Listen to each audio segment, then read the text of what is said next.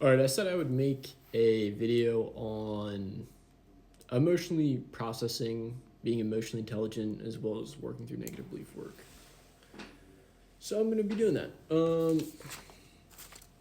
Take whatever experience you've had, situation, trigger, really is what it is. Like if it's a very serious situation or emotional reaction, understand it's a trigger. And a trigger is a good thing. It's just how you label it, how you're going about it, perceiving it. Because when you're claiming your power back, you're understanding that it's just opening you up. This experience is opening you up to process something. Because any fear, sadness, or anger, or anything lower than that, like negative emotion, is helping you to realize this is not your truth. Like you being angry about someone cutting you off in traffic is a choice, and it's not actually your truth. Like, one, you have to understand you have no control over the situation, and that it's just serving you to not be angry. Like, you don't have to give away your power to this person because they did something that you didn't like. It's like negative emotions are shining light on your ego and your wounds and your illusions, and that's what triggers are. And those are tower moments in your life. So anyway, being emotionally intelligent. Something happens. What's the immediate emotion? The top three are usually sadness, fear, or anger. With sadness, you can become lonely or depressed. And fear can be worrying or anxiety. And then anger is usually frustration or rage. So kind of play around with those two. So something happens. What am I feeling? Sadness, fear, or anger? When else have I experienced this? Is there a deeper experience behind this wound or trauma? And then is this the true feeling? Because sometimes they'll mask each other. And then there might be a deeper emotion underneath that, as well as wounds. And then there's a version of you that accompanies that experience, that part, that wound, that trauma, that shadow, that illusion. And you have to make space for that when it happens. Sometimes you can't do this in the moment, but you need to take responsibility and accountability of being emotionally intelligent.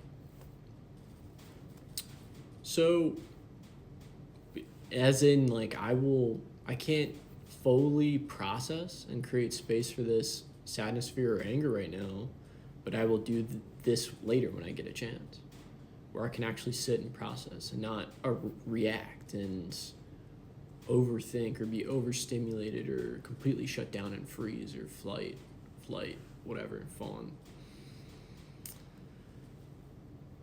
And then, yeah, I mean, a really easy way to tell if you are not actually processing the emotion and you're overthinking is if you're dwelling on it or judging yourself or reacting. It could be shaming as well. I mean, that's like a whole other thing. We're just getting in with emotionally processing. And then yeah, making space and allowing. And then with belief work as well, I feel like I should just make a separate video on belief work. I think this is solid.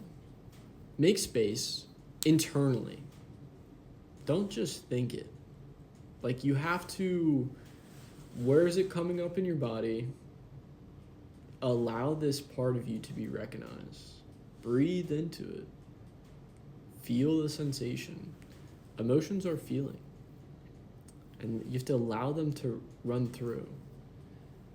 A lot of people take on this no mind perspective, and overthinking isn't bad. It's just like, if you don't acknowledge the wound for what it is and understand that it needs to be heard and acknowledged, and pretty much if you don't have the tools and are going to take the time to actually process the thing, then you're just going to become it. And that's where people kind of no mind and don't become the emotion and all this stuff. And I don't agree with that, because when you're transmuting like deeper wounds and ancestral trauma and generational trauma and all this other stuff, like, you gotta sit in that shit. Like, can't be afraid of the uncomfortable fear and sadness or anger. Like, it's not gonna fly. You're just gonna keep perpetuating the wound in some way or another. But also, you know, if you're just starting out doing this, take whatever steps you can. Because you just acknowledging an emotion is doing a lot more than most people do. Not that it's a comparison. That's not the point. The point is to take one step at a time and become a better version of you. That's the point. All right. Negative belief work. Next video.